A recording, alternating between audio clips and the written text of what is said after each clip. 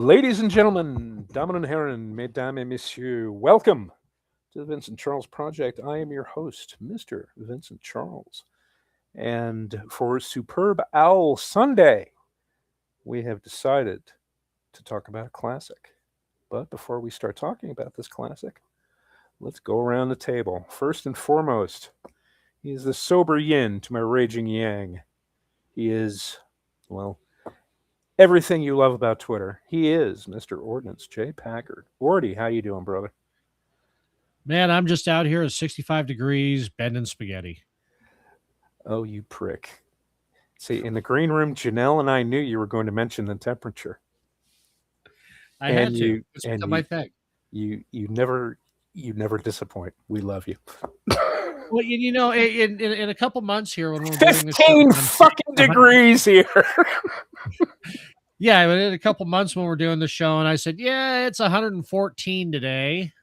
You'll be in a nice 72. And oh no, I always keep my AC set to 66 degrees. Only because you can't do 66.6. Damn right. But thank you for that. Let's move on to our next victim. You know him. You love him. He is quite possibly one of KLRN's most talented individuals, although he'd never admit it. So I'm just going to say it. He's fucking awesome. He's Jeff.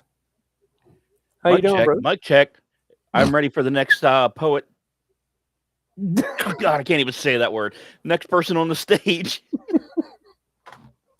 5 minutes. 5 minutes. 5 minutes, Mr. Myers. 5 minutes. Oh, jeez. Oh, how you doing, brother? Well, I'm thinking about catching a plane and going to visit Ordy and throat punching him one time just for the number of times he gets to say it's 70 degrees. Oh, absolutely. And you know what you did. You know what you No, stop off and pick me up, and then we'll go out together. Okay. And I can hold him down while you punch him. Okay. And then switch. It'll be fun. Yeah. We can maybe even record it and make an episode out of it. Fists. Ordy has a problem that could only be solved by fighting with knives.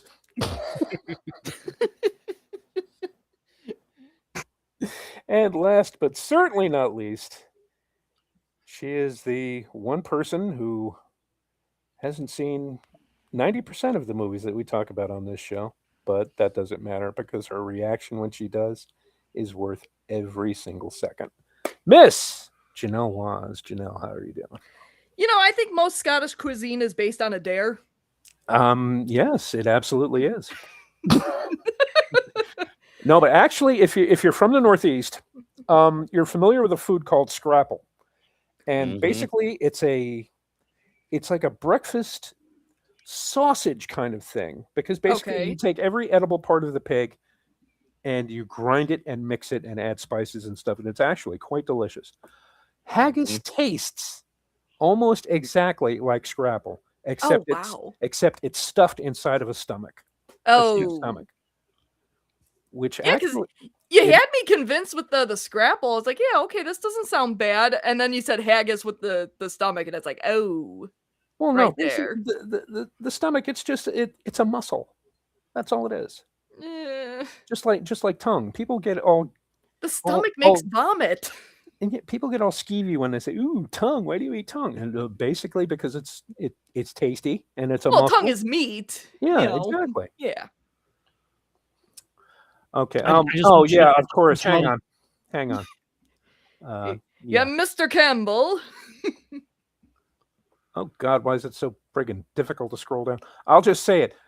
Jen says, Scrapple is mid-Atlantic. It is not New England. Do not put that on us. Okay, I was going to put it on you because it's tasty. It's amazing. It is a wonderful breakfast treat. But if you don't want to take credit for it, you put enough spices and gravy on anything, it's going to taste all right. I'm just thinking about the fact that we live in a world where Legos have a warning sign on it not to eat, and Scottish food doesn't.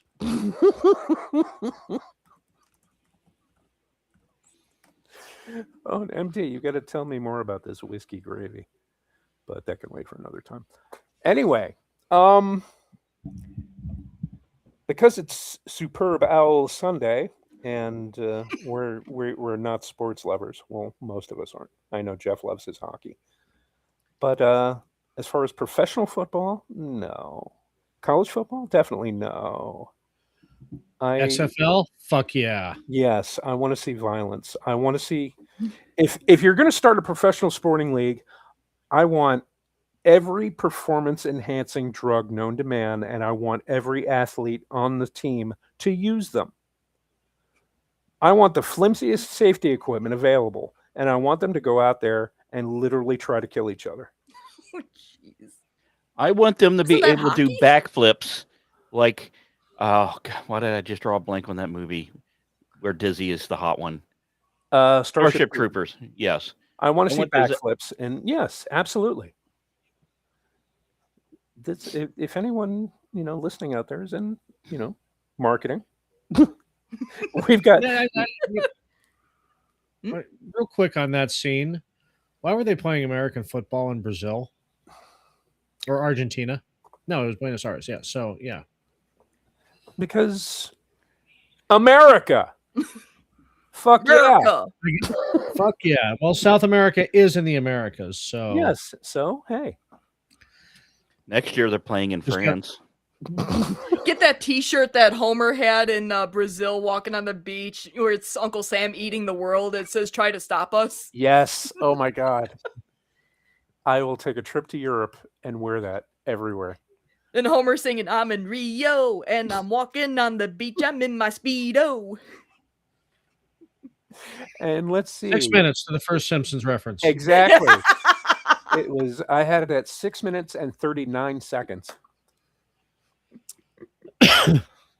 Yes. No. Hey, I almost opened with talking softball, but it's a football day today. Yeah, excellent. No, okay, so the thing is, I stopped watching the Super Bowl a long time ago because they finally did it. They made the commercials more important than the game. And then they extended that out to all of NFL.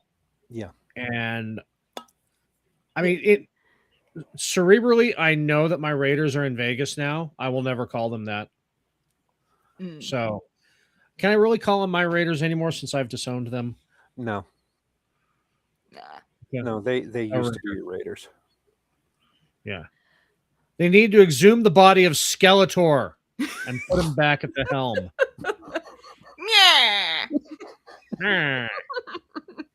I don't want to play football. For you young kids, the Oakland Raiders used to be owned by a man named Al Davis, who was eternally 117 years old. And passed down the worst hair gene ever. Yes. Yes. Oh, God. Oh my God. That's But I was gonna say, speaking of the Super Bowl commercials, do I dare bring up the Jurassic Park Xfinity commercial? Oh, that was creepy. I had a hard time figuring out if it looked good or unsettling, and then I saw stills, and I'm like, yeah, unsettling. Yeah, definitely unsettling. That did not cross the uncanny valley very well. No. But yeah, and Jennifer nailed it. I mean, these days, professional sports is about money, and the sooner that people accept that, I'm not going to say they're going to necessarily be happy, but I mean, I can live without watching a professional sporting event. A lot of people Just can't. remember, the NFL is not is not sports. It is entertainment. Therefore, it is allowed to be rigged and make money out of without regard of any other issue. Like wrestling. Yes, there is zero difference. Zero difference expertise. legally between the two. Bread and circuses. That's Yeah, That's that Star professional Trek sport. episode. yeah. That was a good episode too. Yeah. Better than It's watching. not the sun I up in mean- the sky. It's the Son of God. Okay, and we are 9 minutes and 40 seconds in, and we got our first Trek reference. You All never- originating from me. exactly. You never disappoint, you death. So far, But all originating from you so far. because we've still got 50 some odd minutes. Well, we may go over because it was an entertaining film, and we know that a lot of people out there love it and watched it and want to discuss it. So let's get into it. So I Married an Axe Murderer. Is it Mike Myers' best film?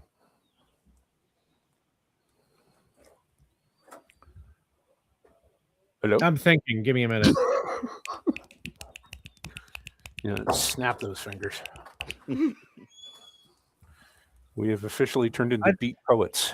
This might be the only Mike Myers film I've seen all the way through, so I can't really comment on that. Okay, fair enough. Because I've Fair seen enough. clips of the Austin Powers movies, but I never actually sat through the entire movies, like any of them. You could knock me over with a feather after you said that. Yes. I don't know how to take that. Sarcastically. Yes. Okay, was there an episode of Night Gallery where a guy put an earwig in a guy's Yeah. ear? Okay. Yes, there was. Mhm. So that reference in this movie was an actual okay. Yeah, so that was an accurate reference. Yeah. Okay. And That was the thing. Gallery- That's one of Gen X's traumas, even though this was a boomer film. We'll talk about that in a minute. Along with Quicksand was earwigs. Hell, I was afraid of earwigs for a while. Now I'm not even Gen X. It's genetic. Yeah. Those things look so damn freaky though. And also, Night Gallery is a criminally underrated show. It really is. It was So amazing. was this Mike Myers' best film? It was his first film that he wasn't just reprising an SNL character. Yeah. It wasn't done to death and then sodomized like Austin Powers. Yeah, okay. And it wasn't The Love Guru. So was this Mike Myers' best film? My process of elimination, yes. Okay. Jeff, your thoughts? I did not. This was the first time I've watched this movie. Really? Yes. Oh, I okay. had Mike Myers fatigue. Yeah, we were talking about that last night. I too had serious Mike Myers fatigue. So I looked at this with a unfortunate view of knowing everything he did after this. First, I'll answer his best movie is Inglourious Bastards. Okay. Okay. Fair point. Fair point. Definitely. Secondly, Mike Myers playing a Scottish guy is more annoying to me than Geddy Lee's voice. Holy shit. Okay. Okay. Jeff, you're all gonna right. hate. You're gonna Now, hate all me right. for this. No, All right. wait a minute. Jeff. It is 1813 hours. Make a note of the date and time, people, because I will be being fucking astonished. Because I've never seen anyone hate anything as much as Jeff hates Geddy Lee. It didn't hit me till today. That. It did not hit me till watching this movie how much I freaking hate it. Now, take that all aside. And I think him playing his dad, I think that was a good role. I wish it was just been a different accent because I'm sick of it. But what I hate most about Michael Myers is when he tries to be funny to the camera. And why it pisses me off so much, because in this movie, when he actually stops trying to be a dumbass and actually acts, he's really good. His ability to get into some delivery of lines when he's not trying to get a laugh is underappreciated, I think, in his repertoire. And he was linking this movie for me, but I'd still liked the movie. Okay. And oh, The only thing yeah. is now, Jeff, you're gonna kind of hate me right now Yeah. because Janelle. Stuart was probably my favorite character, and I want to see him on the Twitters. Oh, there you go. MD nailed it. Well, there's nothing wrong with the character. It's just the accent got to you. Oh, 100%. Although the accent where he's singing "Do You Think I'm Sexy," that I thought that was hilarious. But that also went on too long. Yes. Yeah. Yes. But It's like but he the tried thing to is, stretch the time to highlight his funny, and it was the worst parts of the movie for me was when he was trying to be funny. Everyone else funny lines, like even that racist guy from Seinfeld, he was hilarious. The Kramer Granted, scene was probably he was better in Weird Al's movie, but you know. Oh yeah. Well, the Michael Richards scene was basically like a Seinfeld like scene just thrown in the middle of the movie, and that's why I was laughing so much because I'm a Seinfeld fan. He was basically Kramer talking like to the MD guy said from in the Star Trek chat. Klingon. Like MD said in the chat, he was actually channeling his dad in that. So, but yeah. Yeah. Like I think Walter Koenig kind of did that with Chekhov, channeled his dad, I think. So same. I want you to take what I'm about to say at its full meaning, because I want those of you who have been listening to the show for a long time will know the movies that I have liked that we have done, like The Russian Jason and the Argonauts, The Russian Lord of the Rings, The Russian Hobbit. Medea. This movie sucked. Ooh. Everybody else in it was fantastic. Mm-hmm. Even Michael Myers not being Michael Myers was good. Alan Arkin was an absolute joy to watch. Oh my God, yes. He made that movie for me. Everybody did it well, but here's my thing.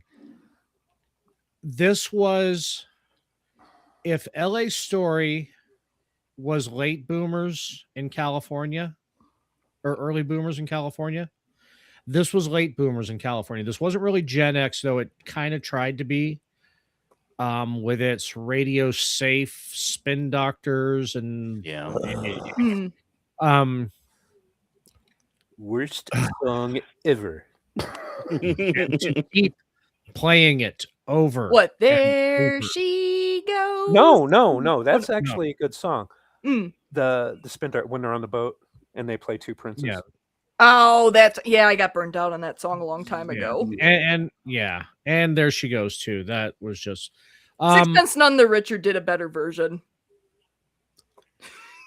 Okay. It's just Good to know. I had a really hard time not getting distracted watching this movie. And it may have been because when it first came out, I was still working in video stores. Mm. So my previous experience of watching this movie was between helping customers. And so like this was my first sit down to watch the whole thing too. But I remembered every scene in it. I just had never seen it contiguously, and I didn't want to either. There is a thing that online, the remake of Lord of the Rings with only the women in it, and it's like 3 seconds long. Yeah. Yeah. I would love to see the version of this movie in that same premise without Michael Myers as the younger Mackenzie. Yes, that would be. Yeah. I would pay cashy money to watch that. But I'm not going to get into how much I like that. The movie holds a special place in my heart because I watched it when it came out on video, and it was entertaining. I enjoyed it. Yeah.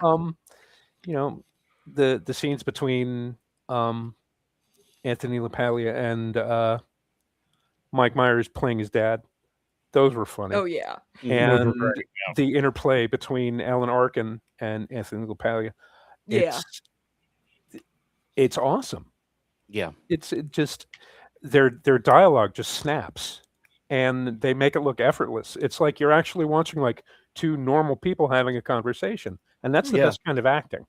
Yes. Yeah. And Well, actually, Anthony, he was the best in this because even his interactions with Stephen Wright and with every other character in it were good. okay, yeah, but there were moments. There were moments, especially when he's having that when he walks into the police station and he's all depressed, and then Alan Arkin goes over to talk to him. When you listen to him, you can hear his Australian accent. Yeah. Because he's an Australian. And yeah, it creeps through, and that kind of took me out a little bit.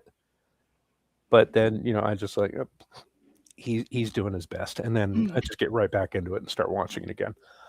But Here's what I thought with it being sports thing weekend.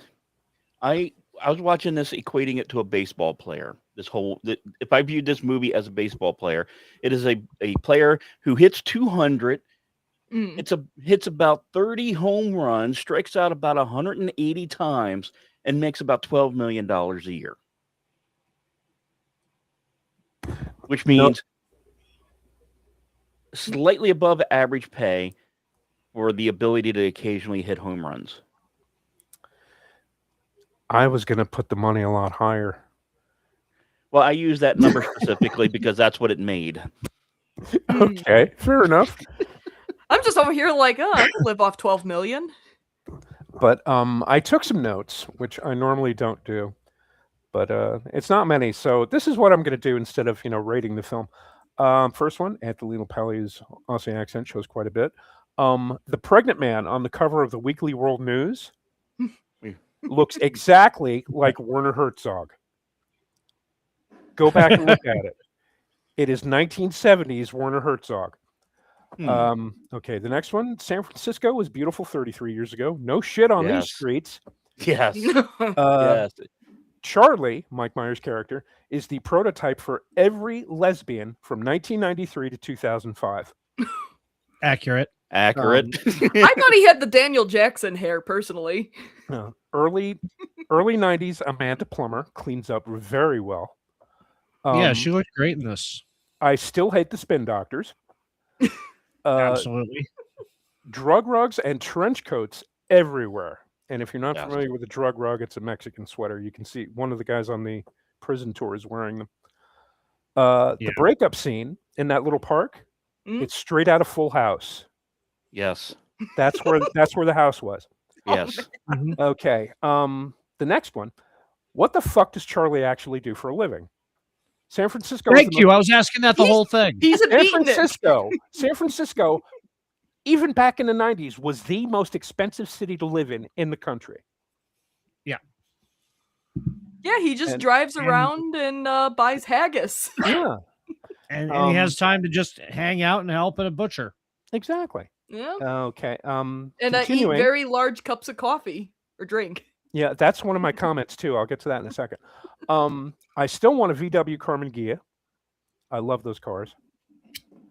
Bald guy dancing at the wedding is living his best life. And I talked about this with Janelle in the green room. The bald guy when Charlie gets married and he's just dancing around. Do you think I'm sexy? The only obviously gay man in the movie. Living his best life. Good for him. He's having fun. He's loving it. Yeah, no, exactly. No, that was, he may have just wandered onto the set for all we know. Yeah, probably. But for me, the who best is that man? I thought you best hired line him. in the movie. The best line in the movie is towards the end where Tony realizes he's got to go help Charlie. And Alan Arkin says, "I'm going to kick your spaghetti bending butt back to Milan." And he says, "Was it too much with the ethnic slurs?" And he says, "No, and it's not paisan, it's paisan." Yeah. Best line in the movie. And finally, about the coffee. In real life, in Italy and in France, you will be shunned socially if you order a cappuccino after 11 a.m. Ooh. It's considered a breakfast drink. Oh. So if you're in a trendy club and you order the cappuccino, people said the vice president got booed at the Olympics. Hello, it's like a bowl. Hello. Okay, quick observation, really quick. Something that was not in your notes that I am stunned and disappointed, unless you're not done with your notes. No, go ahead. Charles Grodin being pure Charles Grodin. Oh, in absolutely. the That goes commandeered without vehicle. saying. That goes without That saying. was if you ever wanted to encapsulate what His Charles entire Grodin's acting career. was, Yeah. that was that scene. And I did enjoy that part. It's like I said, I enjoyed everything that didn't have Mike Myers in it. Mm-hmm. Mm-hmm. So Yeah, it's unfortunately, yeah. Yeah, but that encapsulates Charles Grodin's career in about maybe 3 or 4 minutes total screen time. If Yeah, that. About I'm that, just yeah. saying no. But if you want to encapsulate his entire 80s film career, you need to watch Midnight Run with him and De Yeah. Niro. That Yeah. is a classic. That is a fun movie. I love that movie. And Also, probably Modern never seen it. Problems. Yes. And since Orty stole my last note, yeah, that's my notes on the show. Okay, sorry, I didn't. No need to apologize because we're obviously thinking along the same lines here, so it's all good. Yeah, that was when Charles Grodin popped on the screen. I went, "This movie is salvaged to the point where I can run through the end." The going ending. outside for a cigarette, getting on Twitter, doing anything other than watching the movie. Oh, MD. You are the man. That is. If anybody else in the chat who hasn't seen it, if you can find it streaming anywhere, definitely watch it. It is funny as hell. Dennis Farina made that movie. Oh, one of my local boys here. Yeah, one of your local boys. He's a cop for God knows how many years, and he's like, "Fuck it, I'm going to start acting." And he did such a good job. He was an amazing man. But I'm gonna get into I don't know if it's touchy for any of you guys, but it may be touchy for some of the people in the audience. The ending of this film, once they start making the trek towards the hotel, the Beat Poet Hotel, where they're going to stay at for their honeymoon, that's where the movie starts falling apart. The ending did not work for me at all. The ending I was the most interested in, weirdly enough, when they find out who really is the axe murderer. Yeah, you could make a point with that, but to me it felt unnecessary. It felt unnecessary. It felt too slapstick. Because this movie started off as you can look at this film as basically like a slice of life comedy. Yeah. All right, you've got a guy, he's afraid of relationships. He visits his parents a lot. He talks to them. He's trying to date people. Shit ain't working out. Then he meets a woman. Boom, he finds out she's the one. And then, the whole murder subplot. Right. And then once they actually get to the end, like I said, on the drive there, that's when it started. Oh, Jennifer, get out of my fucking brain. Well, not only did it feel rushed, felt rushed. It did. Okay. It felt. Nancy Travis's acting from that point on, just immediately going cold fish. You think, okay, so she's the axe murderer, blah blah blah blah. But the thing is, if she's not going to be the axe murderer, why did she suddenly just become bitch mode? Right. Woman. Because that was the point. I was like, "Oh man, is she really the axe man? Whoa, man! What the fuck's up with this ending? I can't find a rhyme for ending." Well, then what? Like, should I just say the spoiler for a movie that's a year younger than me? No, say the spoiler for because everybody in the audience has pretty much watched it. Why would they be listening to us if they haven't seen the movie? Right. I mean, but when it turned out it was the sister, I was like, ooh. And then I got really interested, and I'm like, oh man, how's he gonna get out of this? But yeah, like most of the movie, I was trying to figure out if she really was the axe murderer and just going back and forth. Shit. Amanda Plummer just turns it up to 11. So I Thank you. married a changeling. She just turned it up to 11. Yeah. It's amazing. Speaking of which, I mentioned this in the green room, how Amanda Plummer, for some reason, reminds me of Shirley Henderson. Like that voice, the way like she walks around, I'm like, yeah, I'm kind of getting a Shirley Henderson vibe out of her. You know, kind of with that voice. Yeah. Yeah. Amanda Plummer has kind of like the Juliette Lewis thing too, where there was a very brief moment in their careers where they were presentable and sane, Yeah. Yes. and then See, and I'm then gonna probably I'm gonna Harvey give- Weinstein happened. I don't know, but Jesus. I'm gonna give her the benefit of the doubt, though, considering who her father was. So Okay. yeah. Yeah. And for those And- who don't know, her father was the late great actor Christopher Plummer from The Mhm. Sound of Music, and he also played General Chang in Star Trek VI, Trek Degrees of Separation. Yeah. Didn't he also call it the sound of mucus at one point? Also, they completely wasted Debbie Mazar. Oh this God, house. yes. Yes. And the thing is, though, she doesn't act much anymore, but back in the day, she was doing a lot of stuff. I mean, everywhere. she was everywhere. I mean, in Batman films and a lot of Mhm. independent features and stuff like that. She's actually stupidly talented Mm. and Mhm. Yeah. funny.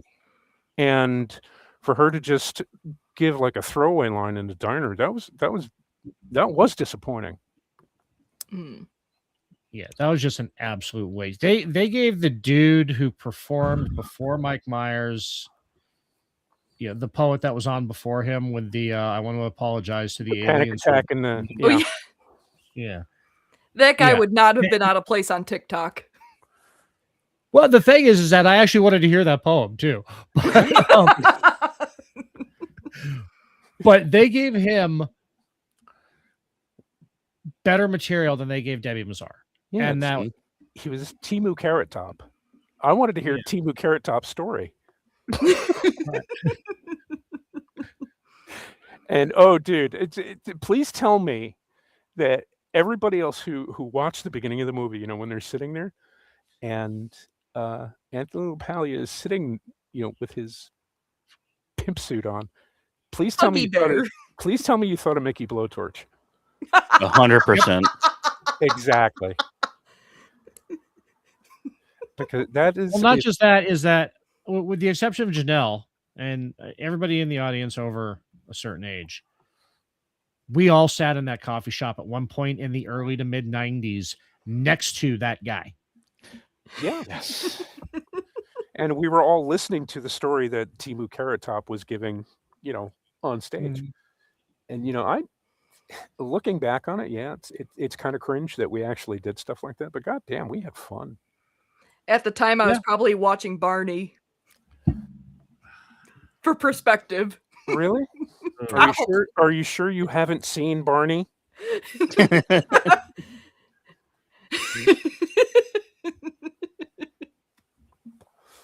Oh, jeez. I'm sorry, I had to. I had to. 2 + 2 is 4. I love you. You love me. Oh, jeez. Yeah. But I'm still older than Zelda. Everybody A is comment we had on Twitter. Freshly baked bread is older than her. Zelda. The difference between you and Zelda is that you have holes, huge holes in your filmography. Yeah. Viewing. I have less of an excuse. With Zelda, it's easier to ask what she has watched. Yes. But see, that's part of the reason. Oh, excuse me. Bit of a burp. That's 90% of the fun that we have on this show is trying to figure out what you've seen, Right. what we can get you to watch, and listening to your views afterwards. Because we've accepted, especially it shocked me a bit when you said you didn't like LA Story. But it disappointed me a little bit, but I got over it, and then I realized, not everybody's going to have your taste in movies, and I'm used to dealing with Orty because you guys have like 30 years on me too. Yeah, but me and Orty, when we talk about films, there are very few films that he and I haven't seen. Like not in that way, but we've seen the same movies. And it's like we'll bring up a film and he's like, "Oh my god, that was amazing," or "Holy shit, that sucked." Stuff like that. We've generally seen the same films, and since we share the same brain, I'm expecting everyone to view the films that we do and appreciate them in the same way that we do. Right. And I'm a monkey wrench and all of that. Well, no, but I've no, come to accept not at all. Crazy. Not at all, because it's. No, I'm being a little self-deprecating here. Yeah. Well, no, yeah. I've come to accept your view on LA Story because as you've. It's a product of its time, and yeah. Well, yeah, that's what I'm saying. As we've kind of beat you over the head and neck with it several times, every show. I've come to acknowledge and accept the fact that you had absolutely zero cultural touchstones with that movie. Right. And that's through no fault of your own. You were just simply born in the wrong time. Right. And I'm not saying that in a bad way. Oh, no. But, hey, I'll even say it. But it's like you were talking about with Vincent, with Jeff too. Jeff and I, it's like, the most obscure TV show reference he'll drop on me, and I'll get it, and I'll know it. And you with you as well too. It's because we just digested so much media for reasons that pass understanding. Yeah. It's because we were raised on television. We were, Gen X.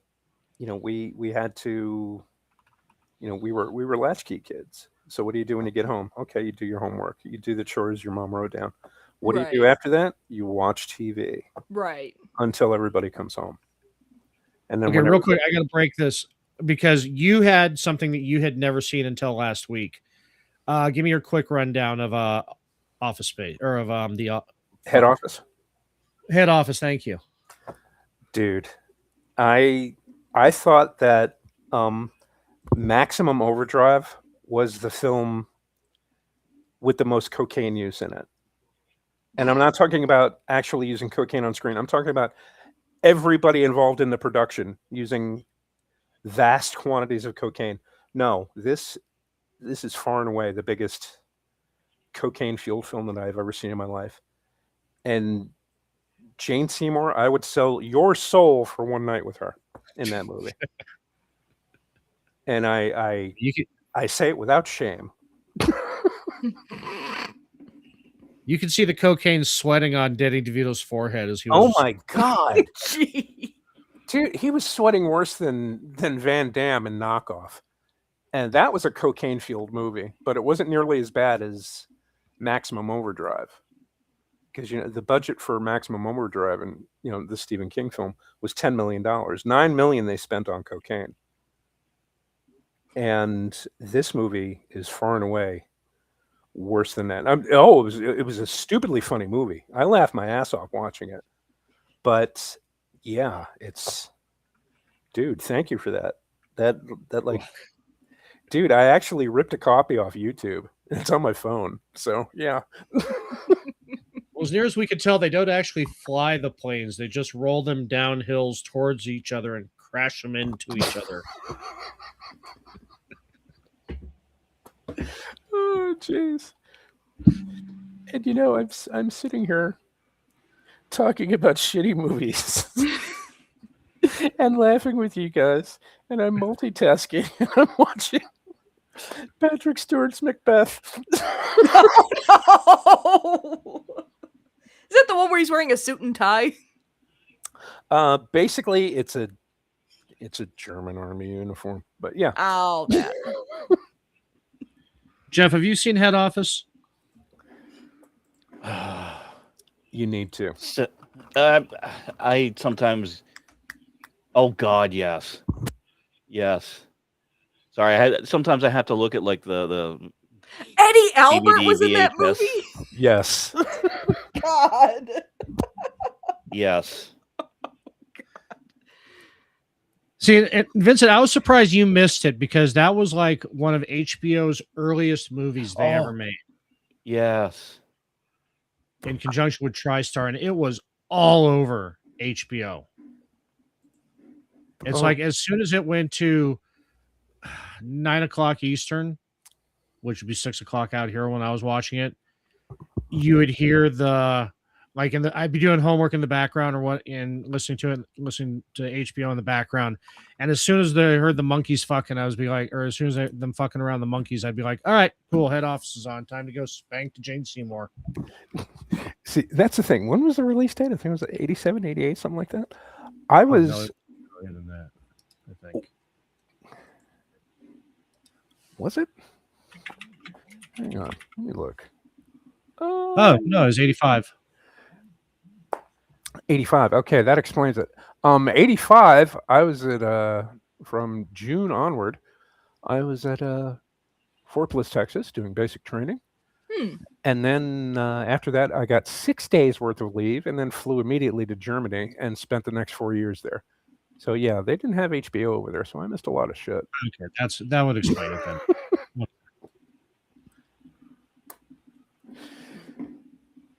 But yeah, I did get to see a lot of 80s action movies, 6 months after they were released, and they finally make the round to the military base movie theaters. And yeah, it's great. You only paid $1 a ticket, but they play the national anthem before every film, and everybody has to stand up. So you take the good with the bad. But yeah, Home Office didn't make it.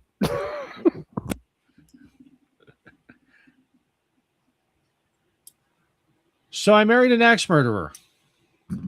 Oh, there was one thing I wanted to bring up, unless you had something, Ordy. No. Go ahead. So I noticed with Harriet, she's not the drop dead Hollywood gorgeous kind of pretty, but she's like regular pretty, and I like that. She feels like an actual person. And I want to see what everybody else thinks about that. Like she's not like plastic surgery and all that. Like she's just pretty. Like you'd run into her like I don't know, like at the grocery store. I always thought she was attractive back then, but when she was the mom on Tim Allen's show, she aged like a fine wine. Oh, hold on. Hold on, she's got to Google it. Oh, is that Last Man Standing? Last Man Standing. Yes. Yeah. Yeah, she okay, to cast back to 1993, 94 was the year of Nancy Travis. She was fucking everywhere. Yeah, she was everywhere. And I don't think she really qualifies as a manic pixie dream girl, though. No. Who's the chicken groundhog? Andy McDowell. Oh, the Andy McDowell. Yeah. Those two could be interchangeable in my mind. Classic beauty, not right.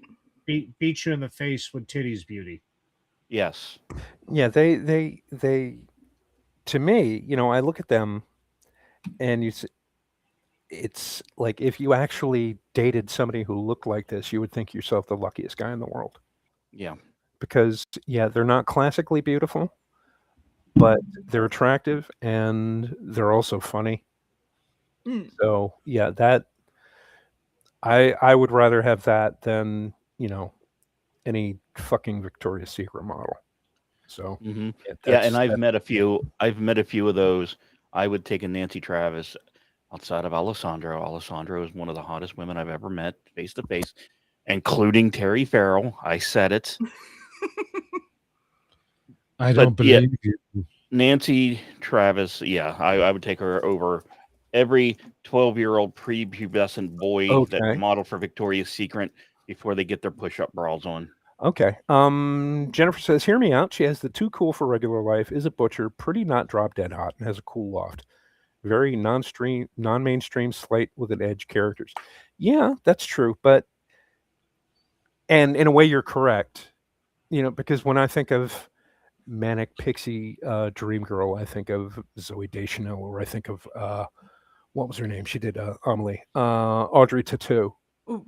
Mm, and the small like waif like kind Yeah. of pixie thing. And I'm sorry, I let that color my judgment, but yeah, you pretty much hit it out of the park with this. Mm. Yes, especially with a loft that size. You need a giant poster of Atlantic City.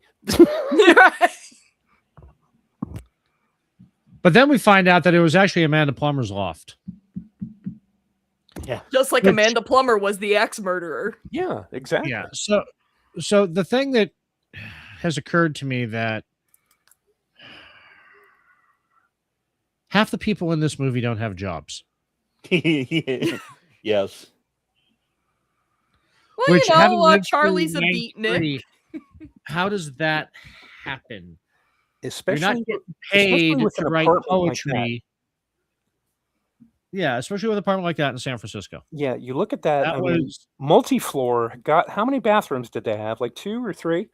yeah, it was 2 or 3. She owns and operates, a butcher shop, obviously, but that's not going to make that kind of money. And Yeah. and what the hell does Rose do? I mean, she sits at home and she draws. Is she an artist? Is she a commercial artist? Is she getting paid for it? Possibly. That might be how And- the bills are being paid. And because this was really before the big tech boom, I mean the real tech boom. Yeah. So even then, where I'm guessing that loft was, that studio, whatever she was living in, I would guess in 1990s money that was about $1,500 a month minimum. I was going to Yeah. say more than that because they were in San Francisco. I was going to say at least 3,000, 3,500 a month. I was gonna say, I think I might have figured out what Rose's job is. Ooh, you tell. An assassin trained by Chun. Oh, Jesus. But no, because she wasn't good at it. No, she did have a body count. Yeah. She did have a body count. You're right. Yeah. If you kill Mike Myers, you may have 1 teaspoon of honey in your rice. And a lot better movie. I mean, I'm sorry.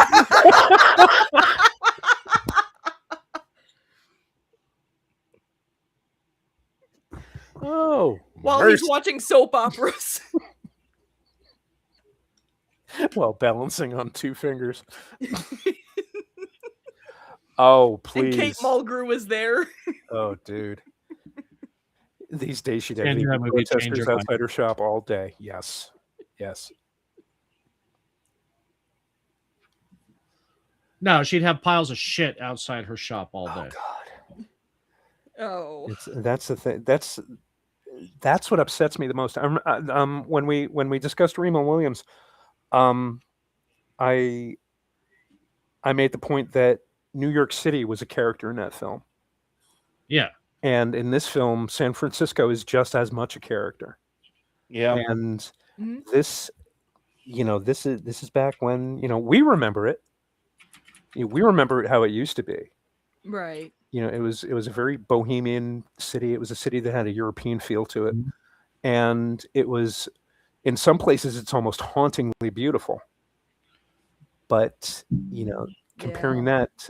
comparing it 33 years ago to what it is today, oh Jesus, Yeah, it's Like Chicago's, gone downhill too.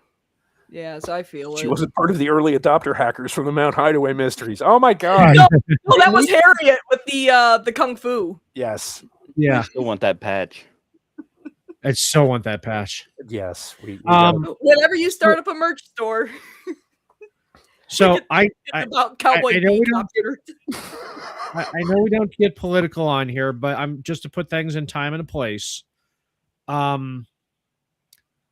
There was an episode of I'm drawing a blank. Oh, of Warehouse 13 where they were in San Francisco. And then there was Agents of Shield where they were in San Francisco as well, and the streets were clean. All of those predate Gavin Newsom becoming mayor. Yeah. Yeah. So there you go. Not governor, mayor, because he was mayor of San Francisco before he was governor of California. Mm, So, without getting political, I'm not saying anything. Right. I'm just saying. No. It's just an observation. That's how I'm looking at it. It's an observation. And we haven't talked about Vicky yet. which one's Vicky? Troy McClure.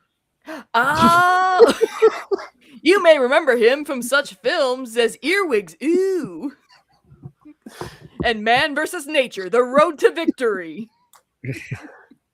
Cry Yuma, and here comes the Coast Guard. I love you, Dr. Zaius.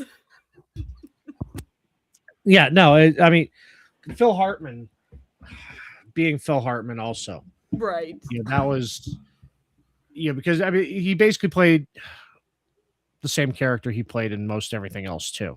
No, He played his news radio character. Yeah, the thing is though, you watch the when they're walking through down the corridor with the cells, you notice the way he's walking. He's walking very stiffly, and he's moving his arms a certain way as he's walking. He's walking like a military man. Mm-hmm.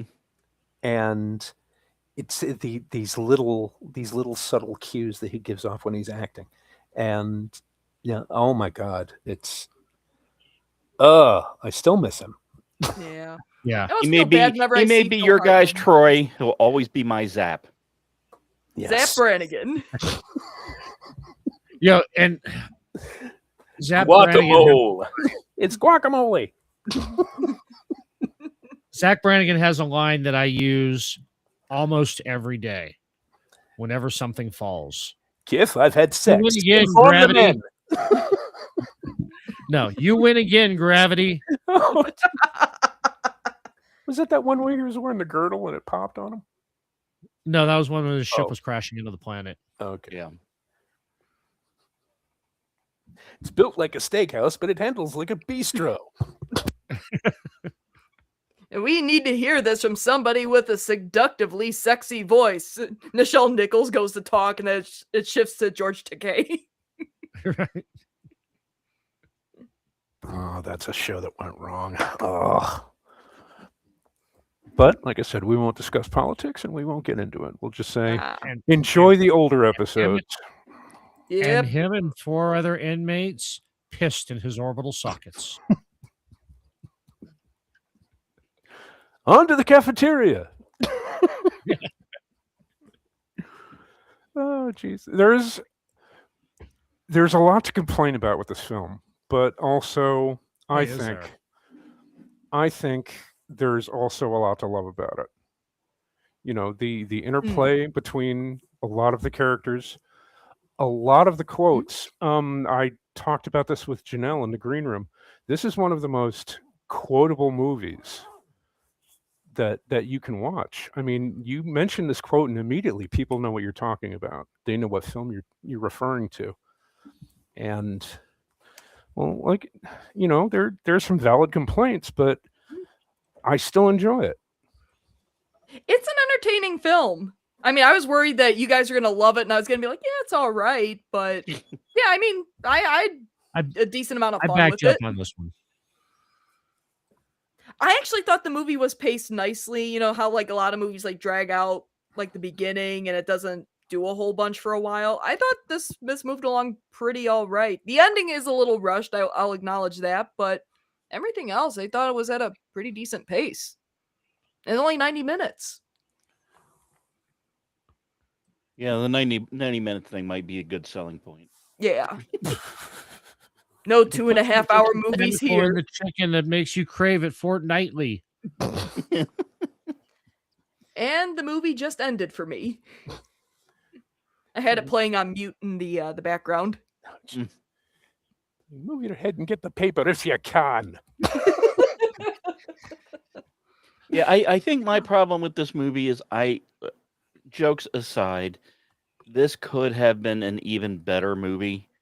Oh, absolutely. If I hate myself a little bit because I would have loved to have seen this before all the other crap Mike did. Mm. Yeah. And I might have given it a higher score in my brain.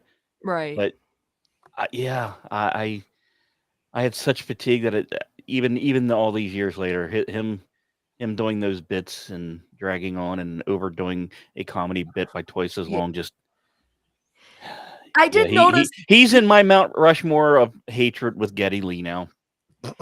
I did notice, some parts he's just acting a little goofy and just doing his Mike Myers thing, but I didn't mind it as much as I would have minded with, like, let's say Jim Carrey or something, where he's just being like really off the wall and just it stops being really entertaining for me.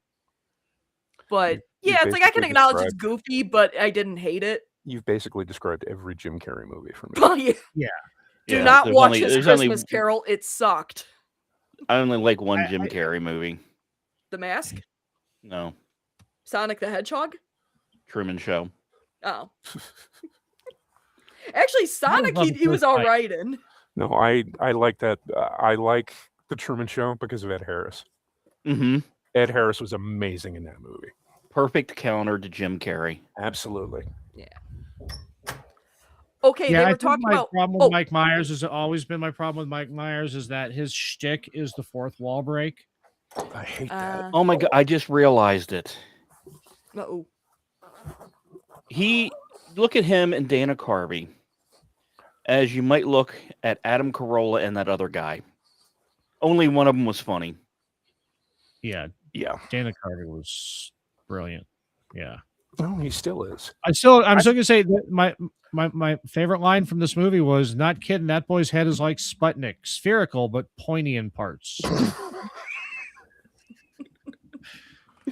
I thought the mom was Edie McClurg for a little while.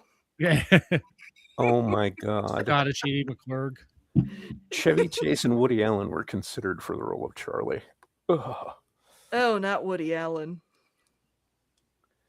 No, if it I was thought if it when was they were- late if it was late 70s, early 80s, Woody Allen, absolutely. But every Woody Allen movie after Manhattan Murder Mystery, no. Sorry. No. they kept mentioning the song "Only You," and it ended up not being the song that I was thinking of.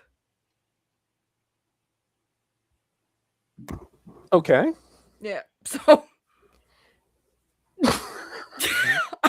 don't even. It was like a DDR song that I assume was like a remix of an existing song, and I'm like, okay, that is not the song I was thinking of. No. What was the whole point of Ralph in this thing? Just to freak him out. Yeah, I guess, then you actually meet the woman named Ralph.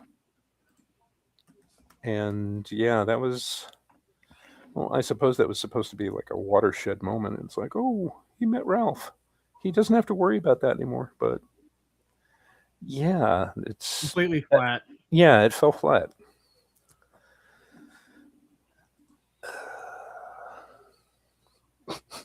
Actually, I cannot find out if that DDR song was based on another song, so that may just be me being crazy. Well, that's usually what we go with. Yeah. Janelle's lost her mind. Again. Oh fuck it, just let her cook. Just a weird Euro dance song called Only You. Like, only you would make me feel so true. No. Oh my god, you mentioned that, and you think of That was the song that I thought it was gonna be. it's like no, there's something similar. It's like David Bowie and Major Tom, and then he realized that in the '80s, a guy named Peter Schilling put out a song called Major Tom that is nothing like Bowie's Major Tom. But It's still- it it's is still a good song. continuation of the Get song. that 4, 3, 2, Yeah, 1. that's it. Yeah. It's actually part 2 of that song, and then anyway. But yeah, it's still a good song. I still Sound enjoy it. control to Yeah. Major Tom. I don't know. And oh my god, Sharon Stone was. Are you reading this stuff off IMDb, Jen? I mean, I had the quote section up on IMDb. Oh, I like this. I like this trivia about it. The Carmen Gian, was the same one in Sneakers. I thought it was. Oh, Carmen Gia actually lives in San Francisco. Fuck, you win again, Gravity. Well, here on the IMDb trivia page, it says Mike Myers plays both Charlie and his father. In case you couldn't figure that out. Oh, No okay. shit. Wait, what?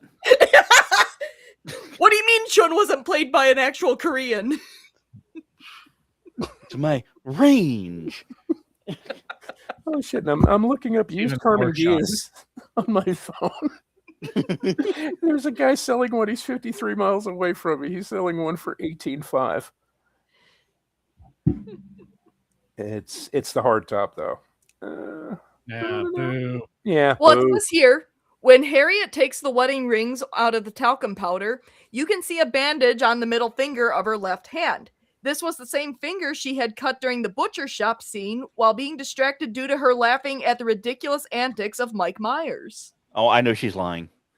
Yeah, because there are no such thing as ridiculous antics. From Hey, it's IMDb that would be lying. Oh, Colonel Sanders was controlling people. Yeah. And Stewart's little rats. So they crave KFC at like midnight. Yeah, that's what I was just saying. Is they put addictive chemicals in the Yeah. chicken and make you crave it fortnightly. Right. Oh, jeez. Why do you refer to the Weekly World News as the paper? I'm What do telling you mean go back. Bat Boy's not running for president? I'm telling. Go back and look at that, and you know they spend a few seconds on a still shot, and then they kind of pan back a little bit, and then you can see the face of that guy who's pregnant. That is fucking Werner Herzog. It is, and it's. He should have got a screen credit for that. Oh, I hope this isn't true. Uh-oh, first what? The first actor to sign on for the lead role of Charlie was Gary Shandling. I would have seen that. I love Gary. 100%. This movie would have been better. Oh my in god, eyes. Gary Shandling was amazing, absolutely amazing. I'm trying to think of what I've seen him in recently that I'm like, I can't think of a bad thing that Gary Sandling ever did. He was even good in Agents of S.H.I.E.L.D., Yes, Mhm. My which God, was just basically a continuation of his character from Iron Man, but still. oh my god, Yeah. the cameo that he did in Zoolander, where he just Oh, like gives God, two yeah. thumbs up. Oh my, I lose my shit every time I see that. He's just got this look on his. It's the Gary Shandling look, and you know it when you see it, and you just immediately just start laughing. It's amazing. This is the theme to Gary's show. This is the theme to Gary's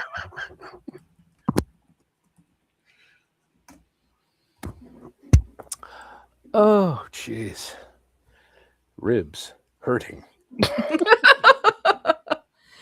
Busey would have been better from Mr. Campbell. You're talking about buttered sausage, craving it fortnightly. Gary Busey as Charlie and Stewart. Oh my god. No, Gary Busey. See, now, what's interesting about that is that I assumed this was a Mike Myers film. Mm-hmm. Same. Mhm. Yes. No, just the Oh. fact that the other people were considered for leads for it. I mean, Oh, I get again, what you're at saying. the time, you know, Wayne's World was a Michael Myers project. Austin Powers, Oh, was a Michael okay. Myers project. Yeah.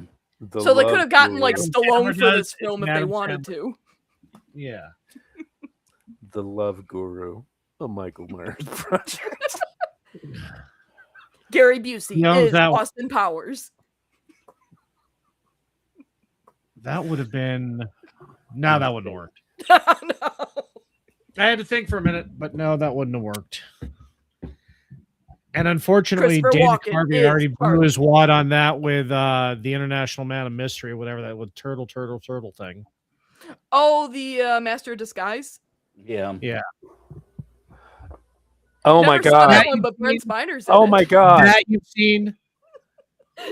Frank Stallone. Frank Stallone. Hey, Frank Stallone did a great song for Rambo 2. Yeah, he did. And Peace Frank in Stallone. our Who was that? life, remember the call.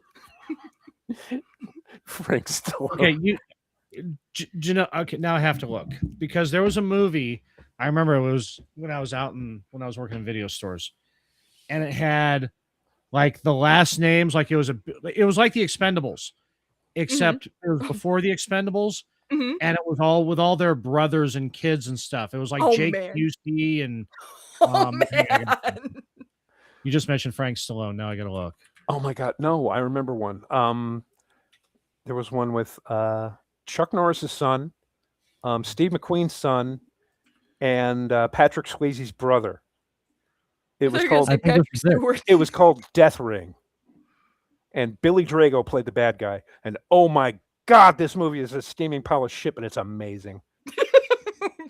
It is. Aren't they all? Oh man.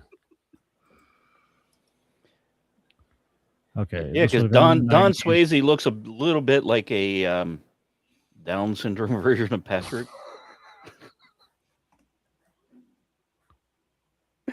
Oh Jesus, that's gross. Well, yeah. Oh, I was thinking of this Patrick Swayze movie that I had to watch in World Religions. Have you guys seen City of Joy? Yes, I have. Oh man, I was trying to think of something really. Okay, there was another one we had to watch called Little Buddha with Keanu Reeves. Yes, I've seen that too. Shit, you guys have seen Mhm. everything. If it's shit, we've seen it. Exactly. That's what this entire going on show is t-shirt. based on. we celebrate shit cinema. Right? And drag you down with us. Exactly. I don't remember much from Little Buddha. I just remember they were looking at 3 kids as like a reincarnation of a llama, and it turned out all 3 of them were. But it had Keanu, so yeah. It's Everyone's and like, Keanu is Buddha, I think. Samurai Cop or Deadly Prey? Yes, I have them on video. There's one I saw called Karate Cops a actually- while ago, but it was Actually, terrible. if you want to see a movie by the same director that is actually worse than Samurai Cop, there's a film and it's on Tubi. It's called Killing American Style. Yep. Same director, but the good guy is the guy who had the long hair and the completely open shirts from Hard Ticket to Hawaii. And he still dressed the same way, like really poofy, weird things, and he was just beating the shit out of people. And yeah. Karate Cop is the sequel to Omega Cop. Yes. Omega Cop. Oh boy. I think the one I saw was Karate Cops, plural. One of Adam West's finest cinematic. Oh movies. man. 100% pure West. Oh jeez. And how come Batman doesn't dance anymore? Remember the Bat 2C? Hi, ho, ha, hi, ya. Oh my god. Of Ribs. course I'm Batman. Here's a picture of me with Robin. Oh god. I can't find it. That's You can't find what? the movie I was talking about that had like Frank Stallone and Jake Busey, and it had Oh, the brothers or sons of that kind of thing. All right, that's now my mission. I've got to look through Frank Stallone's entire filmography. Janelle brought her A game tonight. Yeah, she's getting there. Pretty soon she's going to be. Yeah. Pretty soon she's going to be. No, I'm just trying to remember all like the weird movies that I had to watch in school. There was that first 20 million our movie training that was one day she'll be dumb. one of the best. Exactly. There was that weird like the first 20 million movie that I had to watch with Rosario Dawson in there. No, don't remember that one. Oh wow. I only watched half of it. We watched it over 2 days in class, and I played hooky the one day. There you go. Because I'm like, I'm not watching this. I had to talk to my professor or my advisor, and the back of his office was like one giant window, and I saw my professor to that class with the first 20 million walking across the lot to go to my class, and I'm like, oh yeah, I'm skipping his class. You can't see me. Evil. Evil! Evil. Like it's the fruits of the devil. Evil. Oh, jeez. Well, it is 10 minutes You're past the best husband I ever had. Why did you say best? Okay, admittedly, that was funny when he said, when he was quoting James Brown, he's saying, get on the scene with a sex machine. Yeah. But yeah, and that was the last laugh I had for the rest of the evening. But yeah. Anywho, it's 10 minutes past the hour, so we're not going to prolong the agony anymore. Because I know a lot of people, although they say they're not going to watch the Superb Owl, they're going to watch it as soon as they cut free from here. And yeah, watching two teams that nobody really cares about play a game, that nobody really cares about. But Just gonna paint some Okay. Vincent Price magic eggs oh, I'd love to. with the missing feet. He really does have a grandson named Jody. Have a good dinner, MD. Take care, bro. But yeah, we're gonna go ahead and we're gonna call it a night. And before we do that, we always go around the table and we find out what everyone is doing, personal projects we like to pimp. So, Ordy, pimp away, brother. Shit. Let's see. This week I've got Men Explained Badly with you, Jeff and Rick. On Tuesday night, Wednesday night, I've got Rick and Ordy, and maybe a makeup from Juxtaposition from Saturday. We weren't able to do it because Rick was feeling a little under the weather. So if not, then that's all I got going on this week. You can also find me as Ordnance Packard on Twitter, surprisingly still. And yeah, that's me. Sweet. Jeff, where can we find you, sir? I ain't got shit this week. All right. We ain't found Okay. shit. Honestly, other than what Ordy's already mentioned, I'm basically off for the rest of the month. So Okay, sweet. Janelle, where can we find you? So at Janelle Waz on Twitter, YouTube, and Instagram, if that's your thing. I talk a lot about Star Trek on my YouTube channel. Go subscribe there. Just did a video about the TNG episode Manhunt with Waxana looking for a man and staring at Picard's legs. And I started doing gaming live streams on Tuesdays, 5 o'clock Central Time. Currently going through Starfleet Academy, the 1997 FMV game. So check it out if you don't want to watch the new Starfleet Academy show. Okay, and No combat badges were ingested in the making in of this the 1997 game. Hey, none, you started none the war ingested. this week. I'm proud of you. Oh yeah. But yes, just to be clear, Instagram will never be my thing. But Nah. yeah. Fair. I don't understand it either. But one thing you do need to do, I know you've got a lot of balls in the air, juggling. But Yeah. yeah, giggity. Fresh. You do a Simpsons channel. Oh no. Yes. Do you come with the car? Oh you. Do you come with the car? Oh you. Yes, do a Simpsons channel. You must. It is a moral imperative. And you can find me at YesThatVCharles on Twitter.com. You can find me here every Sunday evening at 6 p.m. Eastern Standard Time, and on Tuesdays with Men Explained Poorly with Jeff, Rick, Ordy, and perhaps others. You never know. It's a brand new show. But other than that, yeah, I'd like to thank my panel. I'd like to thank them for putting up with a film that is probably best viewed through the eyes of nostalgia. That's fine. Yeah, but It's better than LA Story. Okay, so but that's the thing. yeah.